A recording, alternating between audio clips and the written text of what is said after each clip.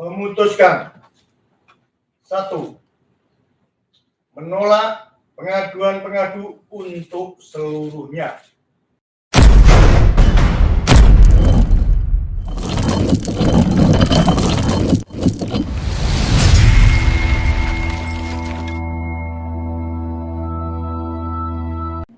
Kita merasa nggak ditolak, karena saya membacanya dengan kacamata yang lain. Kalau kita memang jeli, sebenarnya tolong cermati pertimbangan yang terakhir, bahwa pengabaian terhadap permintaan untuk perbaikan arsip itu bukan soal yang lepas dari tanggung jawab. Itu satu. Yang kedua, dengan segala setelah ketuk palu, saya mencatat dan sangat mencatat apa yang dikatakan oleh ketua, bahwa yang dilakukan itu adalah dalam rangka perbaikan tata kelola kepemiluan. Election good in good governance. Itu sebenarnya esensi daripada pengaduan saudara Dr. Bonatua Silalahi ke DKPP. Jadi secara formal itu kewenangan DKPP. Tapi kita ingin sampaikan hanya satu orang Dr. Donatua yang telah berhasil mengangkat isu arsip ke dalam kekisruhan, lorong-lorong gelap dari tata kelola kepemiluan, tata kelola penyelenggaraan pemilu. Jadi sebenarnya secara moral, yang paling moral, hemat saya, ini perkara yang sudah dimenangkan oleh rakyat. Dan kita tetap bersemangat. Mohon dibaca dengan cara ada pernyataan di sini bahwa soal kearsipan pemilu itu bukan soal yang bisa disederhanakan. Yang kedua itu adalah dalam rangka, dan itu yang menjadi maksud asli, ya kan, original intent dari saudara Bonatua untuk memperbaiki tata kelola kepemiluan kita. Disitulah cara saya memahami dan mengungkapkan kepada publik mengapa kita menang. Dan ini bukan langkah pertama. Kalau tentang apa pertimbangannya silakan di-download, silakan diperiksa lah. Dan ini kan sudah online. Saya membuat 4-5 catatan. Catatan pertama, bahwa ini bukan isu sederhana, ini bukan isu kecil. Ini adalah isu bernegara, yaitu isu tentang kepemiluan. Jungto arsip calon presiden, calon wakil presiden, yang tidak boleh lagi terulang. Itu yang pertama. Dan ini adalah urusan bernegara, bukan urusan berkelurahan. Dan ini adalah membuktikan bahwa arsip kita dalam tanda tanya besar, hal ihwal legitimasinya. Legitimasi formal, legitimasi struktural, dan legitimasi historis. Kita bisa lihat bagaimana kampusnya Bung Hatta memamerkan, memasukkan ke dalam arsip ijazah proklamator Muhammad Hatta. Itu yang pertama. Yang kedua, dan ini yang tidak masuk dalam pertimbangan, bahwa hal ihwal tentang arsip calon presiden ini menjadi atensi publik. Dan itu menjadi persoalan yang sangat mendasar. Atensi itu berkaitan dengan moral, kepentingan moral. Dengan kata lain yang diperjuangkan itu adalah moral publik. Kepentingan publik. Yang di sana ada kepentingan publik. Bukan hanya berdasarkan etika, berdasarkan peraturan formal, peraturan DKPP. Bapak Ibu sekalian. Itu yang kedua. Jadi ada atensi publik yang kalau dalam teori hukum itu namanya living law, kenyataan hati nurani rakyat, yang itu tidak dipertimbangkan. Yang ketiga, ingin saya sampaikan, etika, kode etika bukan sama dengan dan tidak seluruhnya berarti kitab kode etik. Etika bukan just only code of conduct. Etika itu adalah hati kita yang terdalam. Dan kita membawa itu ke sini untuk jadi bahan pertimbangan. Diwakili oleh 288.059.000 dokter Indonesia, hanya seorang Bonatua yang genuine, genius, dan general. Yang ketiga, saya ingin katakan bahwa yang kita ajukan ke dalam bukti dan pertimbangan alasan dalam perkara ini adalah bukan tanpa dasar yang otentik. Dasarnya adalah keputusan dari sebuah lembaga yang namanya Komisi Informasi Publik yang mendalilkan dan akhirnya memutuskan ini adalah informasi yang terbuka.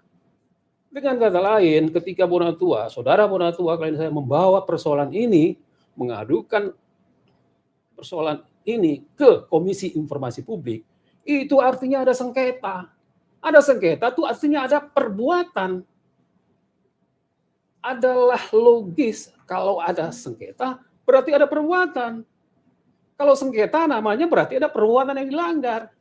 Dan KIP mendalilkan bahwa yang dilakukan oleh KPU yang menutup sebagian 9 informasi blur itu adalah sengketa, dan sengketa itu diajukan ke KIP dan KIP memutuskan putusan saya begini. Dan putusan itu mengkonfirmasi bahwa ada pelanggaran terhadap keterbukaan informasi publik yang merupakan hak konstitusi, hak undang-undang, dan hak yang tidak boleh dikurangi hanya dengan alasan kami belum bisa menjawab karena ada hal yang itu. Lagi pula dalam pertimbangan perkara KIP yang kami jadikan sebagai referensi, sebagai bukti surat, disebutkan bahwa ketika sidang terbuka atau sidang pemeriksaan berkas di KPU, KIP sendiri yang pakai logo Garuda Pancasila tidak menerima dan tidak berhasil mendapatkan dokumen itu di KPU. Jadi ketika sidang seperti sidang ini, KPU tidak menyajikan dan KIP tidak menerima dan tidak memperoleh dokumen ijazah tersebut. Betul ya? Tidak melihat. Tidak melihat. Artinya tidak disajikan. Dan itu saya pikir bukan persoalan hukum yang tanpa konsekuensi hukum. Dan baru kemudian disusulkan. Saya ingin mengendus modus ini sebagai cara yang akan kita investigasi lebih lanjut. Apakah perbuatan itu melanggar ethics or not? Kalau hukum saya kira akan kita kaji lebih lanjut. Dan yang terakhir hemat saya bahwa yang dilakukan dalam hal ini oleh saudara Bonatua adalah untuk perbaikan Nanti akan kita jadikan bukti selanjutnya bahwa ada dokumen yang merupakan arsip, dan arsip itu adalah arsip yang substantif, arsip itu adalah arsip yang permanen, yang tidak berproses sebagaimana Undang-Undang Kearsipan dan Peraturan Kepala Andri nomor 1 tahun 2023. Tahun 2023. Itu yang kita sampaikan dalam dalil, itu yang kita sampaikan dalam semua komunikasi kita kepada publik. Tapi DKPP bukan jalan terakhir kita, karena banyak jalan menuju perbaikan tata kelola kepemiluan kita. Saya setuju dengan Ketua DKPP, tapi itu nggak disampaikan dalam pertimbangan. Bagi saya itu pertimbangan, dan bagi saya itu adalah substansi yang paling substansi dalam pertimbangan itu. Silakan Pak Bonatua. Ya, baik. Giliran kakak mau. Baik, terima kasih ya. Assalamualaikum. Selamat siang ya. Tadi mungkin lawyer Pak Bang Joni memang sudah menyampaikan bahwa ada memang sisi positifnya. Tapi karena saya selaku di sini yang berbicara substansif, terus terang saya merasa sangat kecewa ya. Karena apa? Sebenarnya ini ibaratnya ini puzzle penting bagaimana arsip tahun 2005 dan 2010 dinyatakan hilang, tapi dianggap sesuatu yang normal oleh DKPP. Ya, bagaimana yang teman-teman bisa mengakses kesimpulan saya di website, di blog saya bilang arsip 2005-2010 itu hilang dan dibuktikan oleh surat. Tapi justru pada pertimbangannya Majelis DKPP menyebut para ketua pengurus KPU menyatakan mereka profesional. Dari mana profesionalnya? Arsip itu hilang. Bukankah itu roh kita? ya. Saya juga kasih bukti bahwa di keputusan KIP, Komisioner Informasi Pusat ketika melihat barang bukti fotokopi stempel cap basah tahun 2014 ternyata tidak dilihat, tidak ada. Jangan-jangan ini juga sudah hilang. Pertanyaan di mana profesionalnya? Mari semua netizen coba bayangkan, di mana profesionalnya ketika arsip-arsip itu hilang? Bukankah itu bukti penting kita meneliti ke belakang? Kalau itu sudah hilang, ya saya juga putus asa. Saya juga nggak bisa menelusuri lagi ke belakang. Kapan ini dilegalisir? Mau gimana caranya barangnya hilang? Kapan ini diautentikasi? Nggak bisa orang barangnya hilang. Lantas ini yang kalian sebut profesional, hai kaum majelis DKPP. Saya terus terang protes. Apa itu profesional? Hilang arsip itu adalah sejarah kita. Sejarah negara ini. Saya kecewa. Saya udah tulis kode di situ. Itu hilang. Seharusnya ini tindakan tidak profesional dan disuruh DKPP keluarkan yang namanya daftar pencarian arsip supaya KPU menyerahkannya ke ANRI supaya dicek itu barang original atau tidak, supaya diautentikasi sesuai originalitasnya dengan aslinya. Kalau begini kan nggak ada lagi yang mau dicek. Ditambah lagi saya juga bingung bagaimana DKPP mengatakan bahwa KPU sudah memperbaiki PKPU dengan melakukan PKPU 17 2023. Apa mereka tidak baca bahwa di PKPU 17 2023 yang dinyatakan wajib diarsipkan itu hanya daftar riwayat hidup, tidak termasuk ijazah. Kalau dibaca di PKPU 18 tahun 2013 yang disebut yang perlu diarsipkan status adalah termasuk nama seluruh persyaratan calon. Tiba-tiba PKPU memperbaiki peraturannya menjadi PKPU 17 2003. Silakan dibaca. Di situ yang mereka hanya wajib mengarsipkan data riwayat hidup, tidak lagi ada ijazah. Di mana disebut namanya mereka memperbaiki, mereka mereduksi. Saya yakin nanti suatu saat kita bersidang ke depannya, dimanapun nanti di JLS, mereka akan bilang, kami tidak wajib mengarsipkannya. Kenapa? Kami mengikuti PKPU terbaru. Tuh, PKPU 17 2023 bunyinya apa? Kami hanya bisa wajib mengarsipkan yang namanya data riwayat hidup doang. Tidak termasuk yang namanya ijazah, fotokopi ijazah terlegalisir. Jadi mari publik silakan, mari kita menilai bareng-bareng akses itu, peraturan-peraturan itu. Ini akan menjadi membahayakan bagi kita. Tapi saya terus terang tadi tadi Bang Joni bilang ini bukan jalan satu-satunya. Saya sudah daftarkan ke KIP tentang arsip yang hilang. Saya sudah daftarkan sengketa informasi di KIP. KIP jangan dilama-lamakan karena saya lihat orang yang nomornya justru di bawah saya jauh sudah duluan disidangkan. Saya belum. Ini terkait arsip ini. Yang Surakarta, Pak. Iya. Ini arsip penting. Kenapa? Di sinilah jejak-jejak awal yang orang mencurigai insinyur kah atau dokterandus kah? Tapi ini yang hilang dan semua diam. DKPP bilang itu profesional. Untuk kita nggak butuh yang 2000 sekian ini yang sudah pasti yang boleh dibilang tidak ada polemik ya. Tidak ada isu-isu dokterandus atau insinyur. Seperti itu. Jadi mohon maaf saya agak emosi. Tapi karena demi, maka saya tadi tak sanggup nyanyikan lagu terakhir.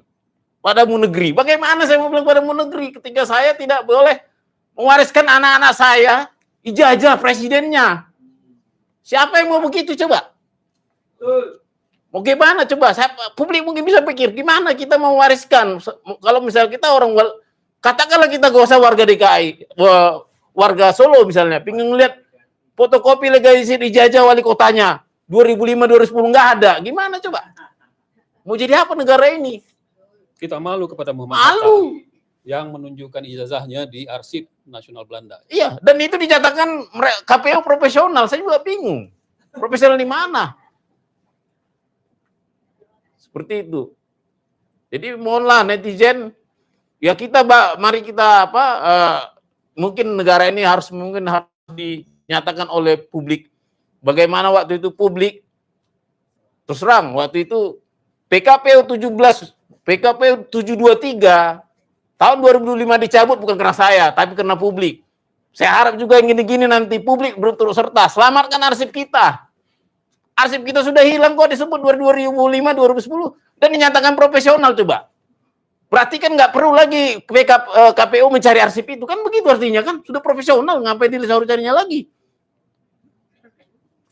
Seperti itu. Nah, terkait tadi memang apa yang lain terkait tidak profesionalan KPU menjawab, memang saya sebut. Mereka KPU itu menjawab surat saya itu 90 hari kemudian dijawab. Saya kirim lagi yang kedua 90 hari kemudian juga dijawab. Artinya 6 bulan hanya berjawab surat-surat dan ternyata hasilnya mereka profesional. Bayangkanlah coba. 2 surat saya dijawab 6 bulan, 90 hari ya 6 bulan, tapi dengan 2 arsip status yang hilang tetap disebut profesional. Itu dari saya dulu. Terima kasih. Saya ingin dalami begini, kalau 6 bulan surat nggak dijawab, apakah itu profesional atau tidak? Kita balik ke undang-undang. Ada namanya undang-undang administrasi pemerintahan.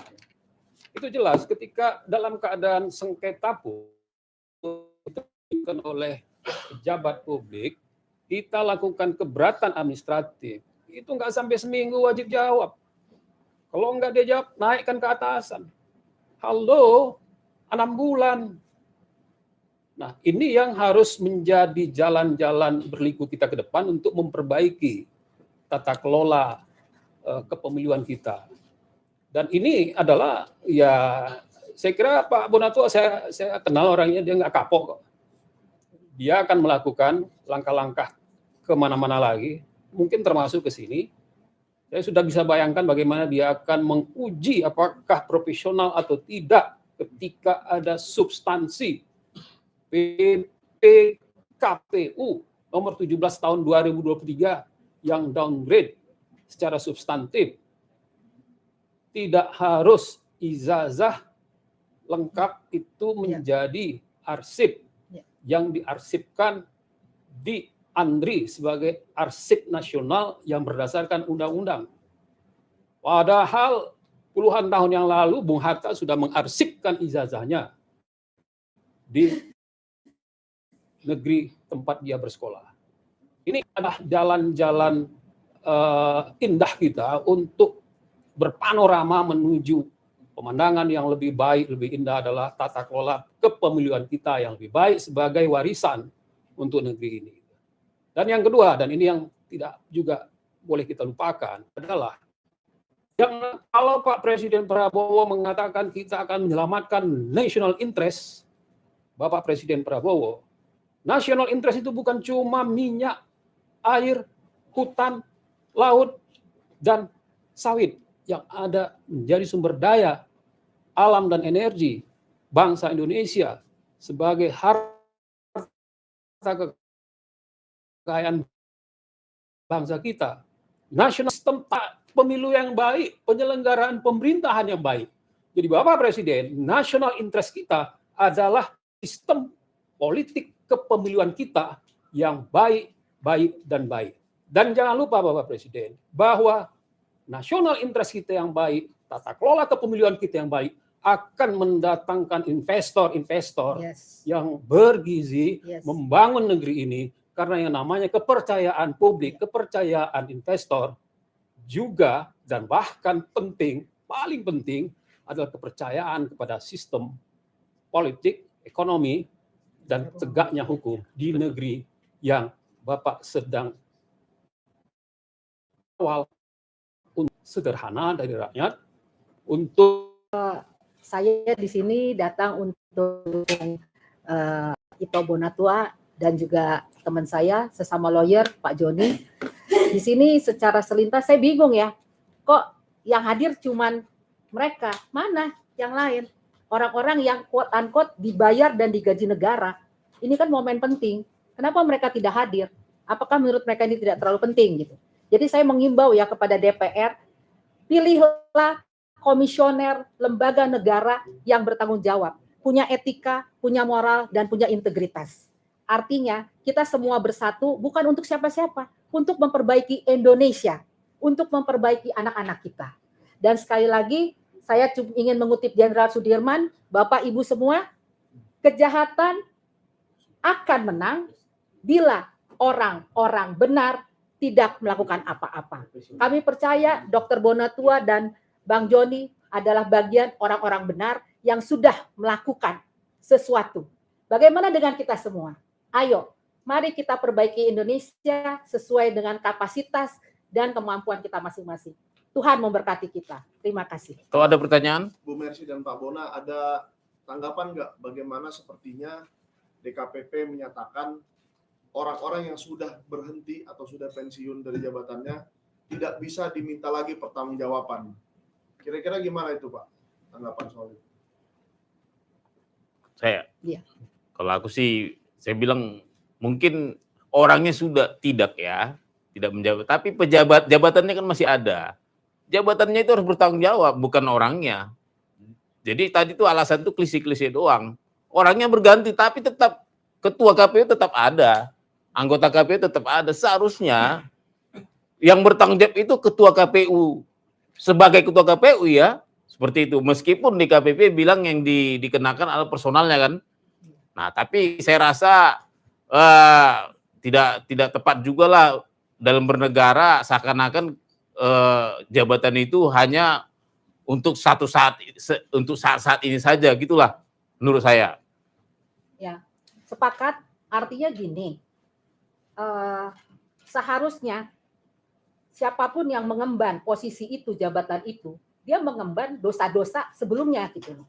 Jadi kalaupun ada orang yang meminta pertanggungjawaban, dia harus mampu, harus sanggup gitu loh. Kalau nggak sanggup, nggak mampu, minggir aja, cari orang yang tepat. Terima Mundur kasih. saja. Gitu. Mundur saja. Terima kasih. Oh, iya. Mungkin ada Bang Joni bisa jawab. Ya, ini sederhananya begini, kalau orang kampung saya bilang, nggak ada kesalahan tanpa pertanggungjawaban. Betul. Nah, itu teori hukum pidana juga ya kan. Afazek hitfan al school, tidak ada kesalahan tanpa pertanggungjawaban. Jadi kalau ada yang salah, pasti ada pertanggungjawaban. Bagaimana caranya? Ya kita bisa punya banyak skema lah untuk itu. Harus mencari dari tempat lain, bukan dari DKPP gitu, Pak. Maksudnya.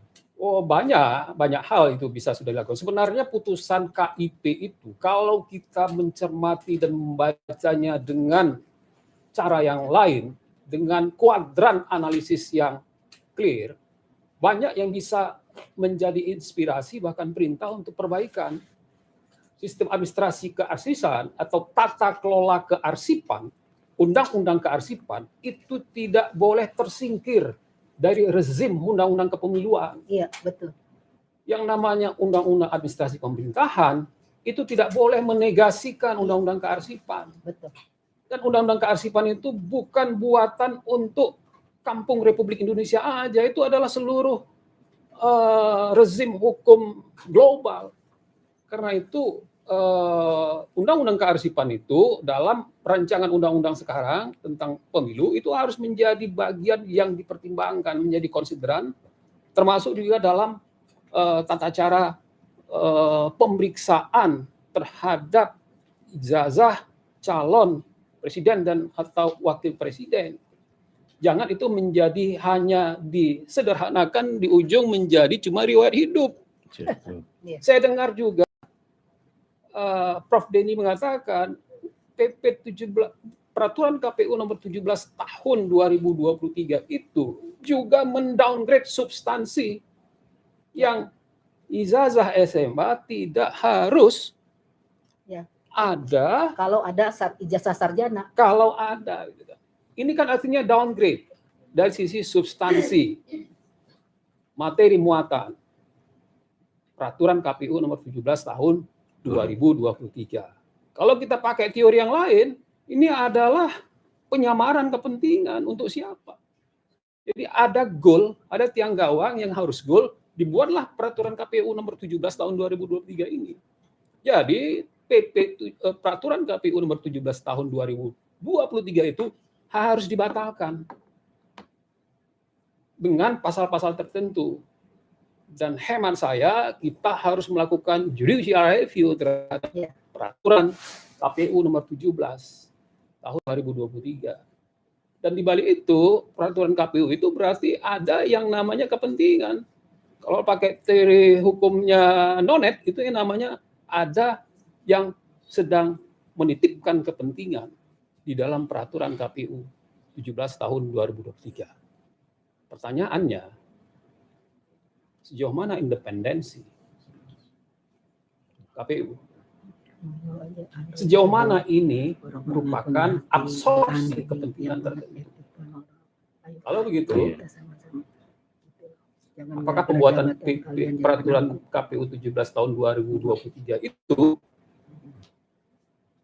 profesional atau tidak? Saya kira penonton silakan jawablah. Kalau saya jawab itu unprofessional conduct. Saya kira itu. Terima kasih ya. Kalau dari saya terakhir Pak Bona, tadi kan sempat disinggung bahwa DKPP berpendapat KPU dan Andri harus banyak bekerja sama ke depannya. Ya. Bagaimana pendapatnya Pak Bona? Apakah itu mungkin terjadi misalnya di pemilu 2029? Saya merasa bahwa mungkin dalam hal ini Majelis DKPP mencoba sopan saja, halus caranya. Sebenarnya banyak mau diperbaiki, cuman ya itu nggak dituangkan dalam bentuk putusan.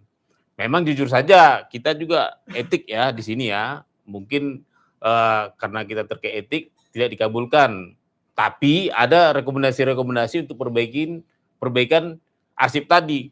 Nah, cuman saya bilang tadi kembali sangat aneh kalau apa yang mau dibicarakan kalau PKPU-nya sudah seperti ini. PKPU 17 tahun 2023 tentang jadwal retensi arsip. Ya, ini perbaikan dari PKPU nomor 18 tahun 2013 tentang jadwal retensi arsip substantif. Di situ kan dulu kita benang di berperkara kita di LKD dan Andri. Kenapa? Karena di situ disebut bahwa arsip syarat pencalonan presiden, wakil presiden, kepala daerah itu sifatnya statis dan bernilai sejarah dan wajib diarsipkan ke Andri, ke LKD. Sekarang di PKPU nomor 17 tahun 2023 nggak ada lagi itu. Yang ada itu adalah cuman yang diarsipkan itu cuman data riwayat hidup. Nah, bagaimana boleh ku bilang ini penyelundupan kebijakan ya. Nah, coba nanti mau gimana kita berdapa beratnya ketika kita bilang ini salah tapi tiba-tiba beliau bilang itu profesional. Di mana profesionalnya? Itu saya tadi bingung.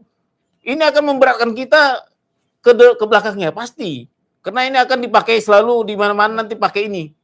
Ketika kita CLS minta supaya arsip-arsip itu diautentikasi. Supaya diperiksa keasliannya. Artinya ini tertutup jalan sebenarnya.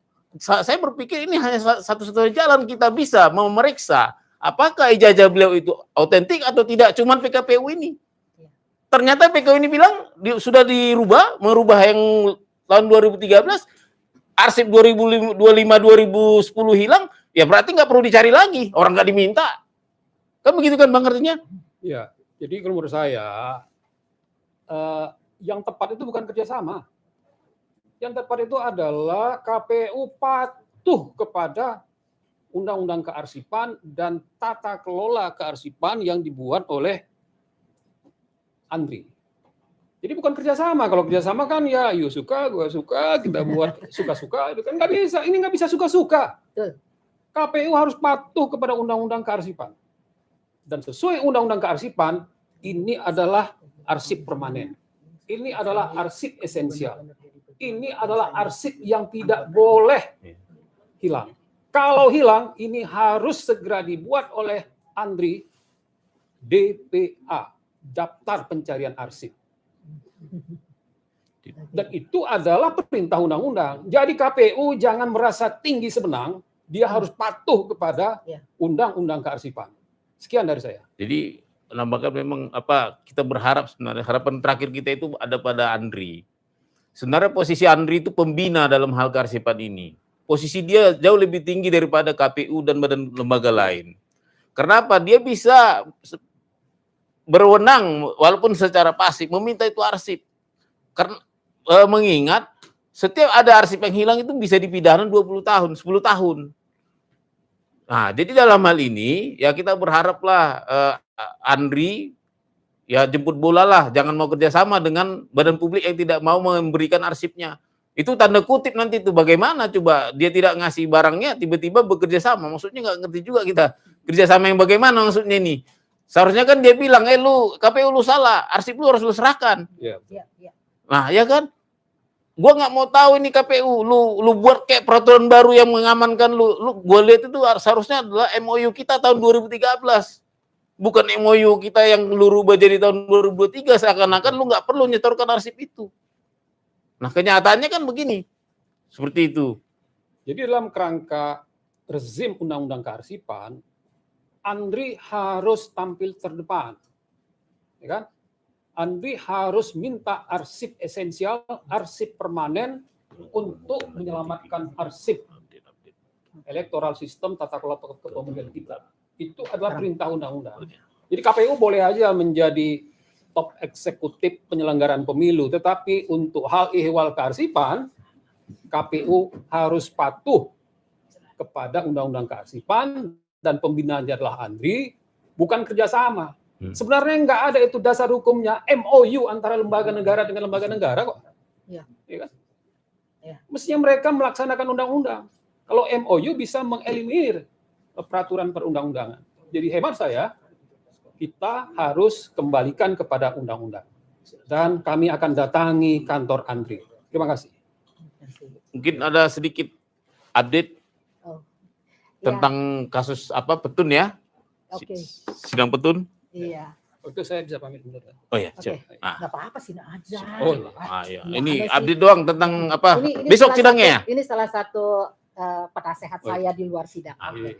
Terima kasih. Update terakhir, kita sudah masuk ke persiapan gugatan sudah selesai. Jadi hari Kamis besok kita e-court untuk sidang terbuka mengenai gugatan terhadap Kemendikdasmen ya. Jadi saya tidak menggugat Gibran. Saya menggugat Kemendikdasmen mengapa mengeluarkan surat yang kebetulan namanya Gibran.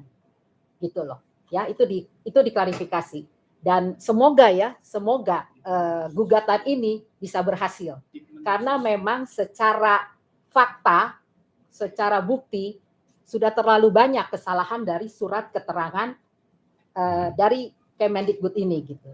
Tinggal kita minta, kita himbau para hakim PT UN yang terhormat. Ayo, mari kita sama-sama bergandengan tangan, kita meningkatkan diri kita menjadi penegak etika, moral, integritas masyarakat pendidikan Indonesia. Jangan biarkan pendidikan Indonesia hancur hanya gara-gara surat sedikit, tetapi menjadi bola salju yang besar bagi generasi muda. Terima kasih Oke, Ito Bona. Terima kasih. Terima kasih semua ya. Terima kasih ya.